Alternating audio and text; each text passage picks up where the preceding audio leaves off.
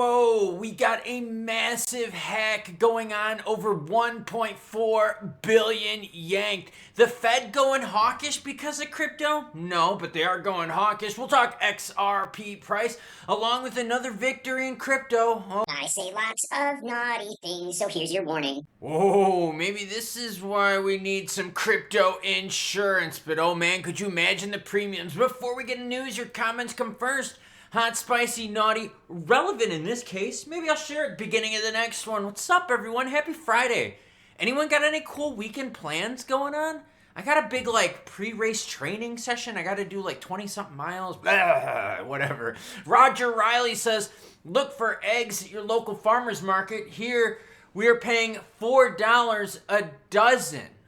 Whoa.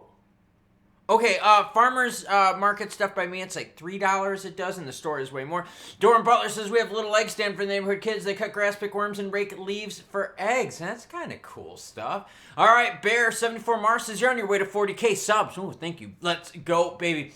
I just got to keep that grind going, and we'll get to 40,000. Help if we got some good news from the SEC regarding the case. Slow punk bitches. Uno bugged me once, says keep your work ethic cruising like this, and you'll be at 100K subscribers 10 times faster than you're going to get to 40K. I don't know if that math makes sense, but I love it, the enthusiasm.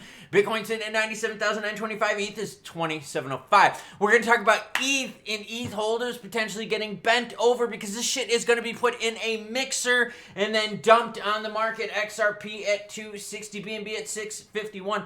Sol no love yet for the 200. We're sitting at 174. Doge at 25 cents. HBAR 21.7. And XLM rounding it off at 33.4.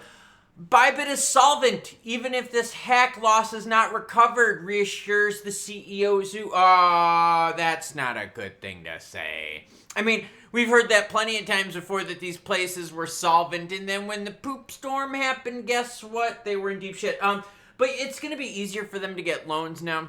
They could use BTC collateral to get bridge loans to get them through. So I'm personally not worried about it. What I'm more worried about, though, is the 1.4 billion in ETH that was taken.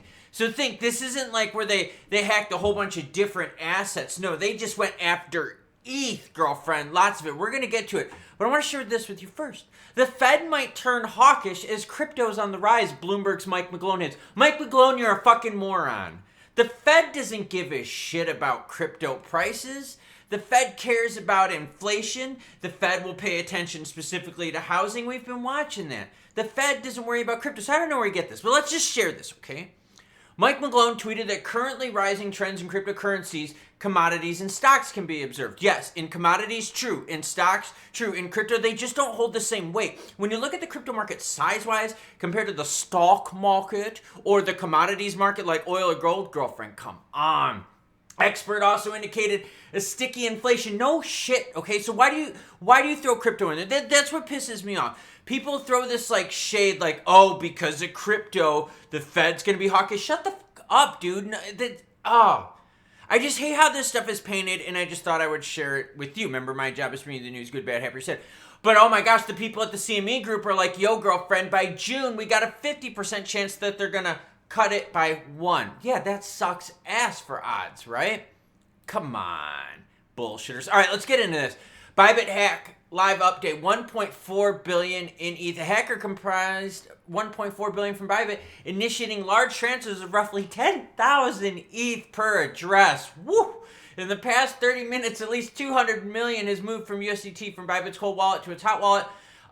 Yeah, they're either going to be buying stuff back or they're taking care of redemptions, trying to cover as much as they can internally themselves. While most of the stolen funds are in ETH and this price briefly dropped 3% for recovering, on-chain data confirms the loss represents only 8.6% of Bybit's over 16 billion in reserves. So obviously they got the money to cover, but it's still a big loss. Like what if your family household, your budget, everything you had just got wiped by 8.64%. Your net worth just right like that. Yeah, okay, you'd be able to survive it, but it would suck because now you got to claw your way back. And then now we start asking the questions, does this mean they're going to be buying ETH on the open market to fill this? Are they going to have luck getting it back? Is this another freaking big ass stupid shit dumpster fire problem that we have in crypto that all of a sudden people in like the traditional finance world are like, yo, we don't want to get into this. Look at all these hacks and shit. There's no insurance for us out here. You have no answers. Okay, cool. You're not going to be insolvent, but guess what? Our shit is still gone. And like for you as a business, that means you have to make up for that money somewhere, right? So maybe it's increasing the juice that you charge. Maybe it's fees get bumped up a little bit. I mean, there's a whole bunch of shit. They got to make up for the money, right? It's got to come from somewhere. It just doesn't come from out of our asses. Yeah. It used to, like the whole money tree thing with kids, money doesn't grow on trees. Well, it doesn't come out of your butts either. Get the shit right. All right, so you got to figure out now how they're going to get this back. We know it's going to happen. They're going to throw this junk into a mixer. They're going to spit it on out, dump it, end of story. This shit is going to be fucking gone. If they get it back, awesome. But if you take 1.4 billion in ETH, don't tell me this is like white hat hacker stuff. Or like someone that was like naughty, but then they turned it into a white hat hack. Nah, man, girlfriend. You taking that much, you want to party. Pro XRP lawyer congratulates Coinbase as the SEC agrees to drop the lawsuit. The SEC filed a lawsuit against Coinbase. Yeah, I talked about that. But here's what I wanted to share with you. This is from Paul Grewal, okay? Case dismissed. 2 words that every defendant in every case yearns to hear. Today we can announce upon full commission approval that the SEC is dropping our case. By the way, when Coinbase took the whole thing with the SEC, remember there were a lot of documents that weren't exposed. We had problems with Choke Point 2.0 documents getting exposed. So now you're seeing like the unraveling of all the badness. The problem is there's just a lot of poop badness that we have to unravel. And this is what he says, and I think this is the worthwhile part of this year. This is what Paul says. We still have work to do, and we can't take our eyes off the ball. Legislation is critical to ensuring that this type of unlawful behavior doesn't happen again. We won't stop fighting until we have the clear rules needed to enable the industry to truly thrive in the United States. So think about that. Even he's like, look, the reality is we're not going to go anywhere until we get regs. And that's, I think, where we're going to run into a lot of price, like hurdles and a lot of bumps is because we don't have the regs yet.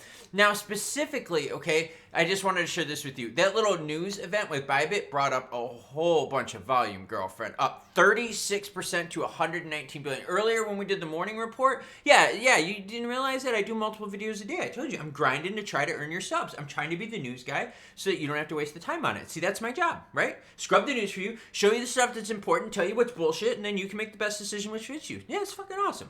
Okay, volume went up on this little charade. Morning video, we were at about 100 billion in volume, so we shot up quite a bit there, girlfriend.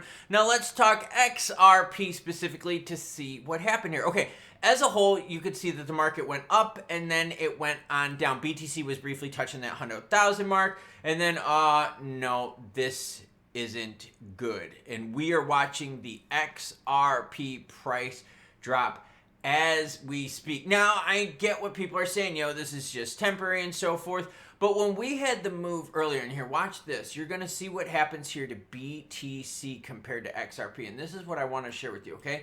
There was a rise up there to get to the action. And then look at XRP fell further than BTC in terms of percentage-wise. The charts look very similar to this movement through here. And then all of a sudden you can see it. That algorithmic shit just happened again, right? The stuff we all hate. Now watch what happens here, all right? We are at 29 right now for BTC season. So we're leaning deeper and deeper into that too. Which means what? BTC goes down 0.5%. The rest of the market goes down a few percent more. But the charts are all following them. So, not good news for XRP because, again, we're seeing the BTC dominance BS play. And remember, that's my job. I got to bring you the good and the bad news. This is the bad news. This is the poop sandwich, okay? The good news is the stuff with the SEC. Bybit, that's a poop sandwich because the crypto market is going to have to eat this. You're going to see, again, lack of trust in the crypto market. That's not good for us. This shit needs to get fixed, man. And like, I get it that, like, hackers and you got white hat hackers. I get all that kind of shit. But this just puts a bad face on crypto. We do so good, we're for the regs, we're for change, we're for all these cases, and then we can't even keep our funds safe. So, messed up shit, story with two sides. Right now, XRP is pulling back harder than BTC. The charts look very similar, but you can see the deviation. This last move right here, you could just see exactly what BTC dominance is all about in these last couple hours. And it sucks. And I know you're saying discount XRP, Klaus. It's cool. It is cool, but don't get me wrong. It's annoying when you see the whole market trade like this blob and we swing back into this BTC dominance here where it just doesn't get affected as much by the prices. And that's the store of value play. See, and that's the thing BTC is going for. Don't get me wrong. Bubble, I understand. Using as a collateral asset, I understand. But the store of value play with BTC is just... that's what's ruling the roost right now. People are freaking out. Gold and silver are both really up there, right? Food prices are up there. Inflation's a concern. Rates staying higher for longer is a big problem. I shared with you reports a couple days ago about some countries are raising, some countries are lowering. So we're all in this different shitstorm, but everything is still too expensive. And the problem is if you lower rates too quick, things will just overheat, and then we've got a massive, massive problem across the equities markets, commodities markets as well. And you're seeing that play out. Look at silver's move, right? Gold, always touching all-time highs here. And it's because things right now are very uncertain. And I get it. We're going to be getting the regs here soon. We're going to be getting all that. But until we get to that, that's what I shared with you, like what Grewal said. That's what I shared with you, what these bank CEOs say. They're all saying, hey, look, until we get the regs, we just have speculation. And that's the frustrating part, but it's also the good part because we know where the finish line is. Or, well, we know what the finish line is. We just don't know where the hell it is. So imagine that. Imagine you're doing a race and you're like, that's what the finish line looks like. I just don't know where it is. You don't know if it's going to take us another 3 months, another 5 months. So we just got to hang on tight. We just got to ride this out. My job is to bring you the news, good, bad, happy, or sad, so that you can make the best decision that supports you. And of course, what do we say, everyone? Well, it's February 21st, and we all say, choo-choo, bitches.